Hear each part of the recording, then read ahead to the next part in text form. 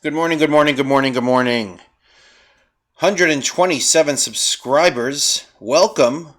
That's like 20 more than the last video.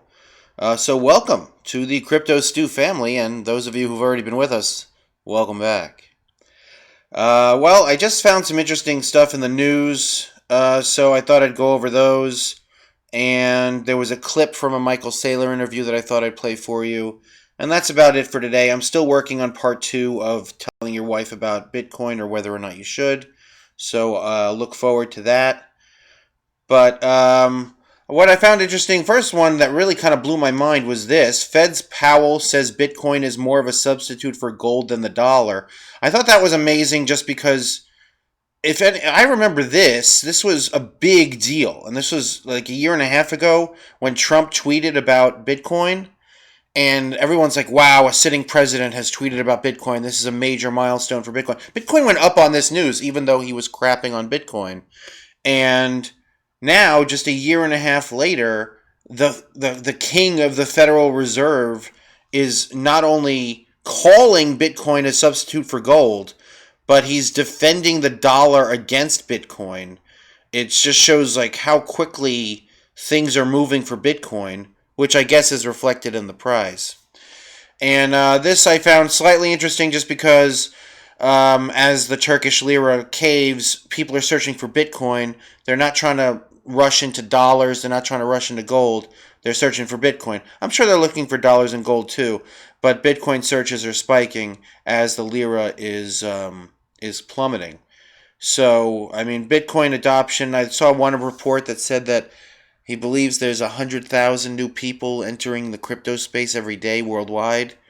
Just adoption, massive adoption. I wanted to play one video. It's from Michael Saylor's interview. I know he's like Bitcoin Jesus, so we all have to listen to him. And it's just like 10 seconds, but I'll play it for you.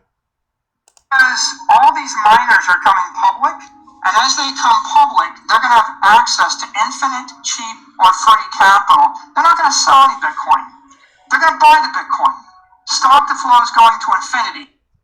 All right, I found that interesting because I had never thought of that before. And I think about Bitcoin all the time, and I had never thought about the idea that, I mean, Bitcoin always has its set inflation. Its inflation is right now it's 450 coins a day that are created. The miners mine those coins. They need to pay for their electricity, so they have to sell those coins, and that's the amount that goes onto the market every day, or as often as the miners have to sell them. But if the miners are publicly traded companies who don't want to sell the Bitcoin and instead finance that asset to pay their bills, well, that changes everything. I mean, then the inflation rate of Bitcoin, just like Saylor says there, it drops to zero. I mean, it completely flips everything on its head that's been up till now. Up till now, all the miners have been selling their Bitcoin, and that is what has been creating the pool of Bitcoin for all of us to buy from whenever we want to buy some Bitcoin. But if the miners just stop having a need to sell, well, then that pool dries up. And then the only way that you're ever going to get any Bitcoin is to get it from someone else who also likes Bitcoin. And I just think that that concept drives the value much higher than what I was expecting it to go on its natural flows.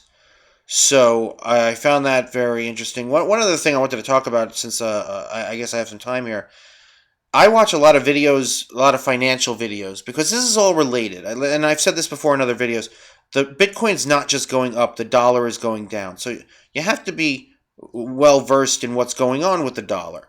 So obviously everybody knows we're printing just trillions of dollars. And one of the reasons people are numb to that is because the numbers are so big that nobody can wrap their head around them.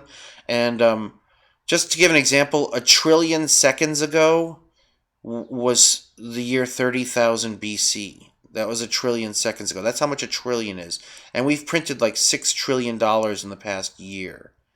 So, all right, so all the economists seem in agreement that there's a problem there, but half of them think that we're headed toward massive inflation, and half of them think we're headed toward massive deflation.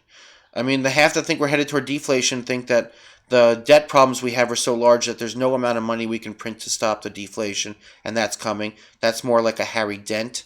He's an expert who believes in that.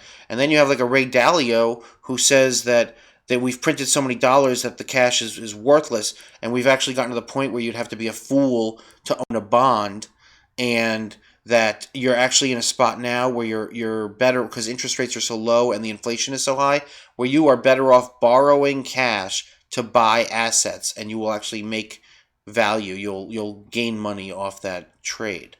So completely opposing viewpoints from experts in their field, people who have studied this for decades, and they have completely different viewpoints. And I've seen this over and over again, expert after expert.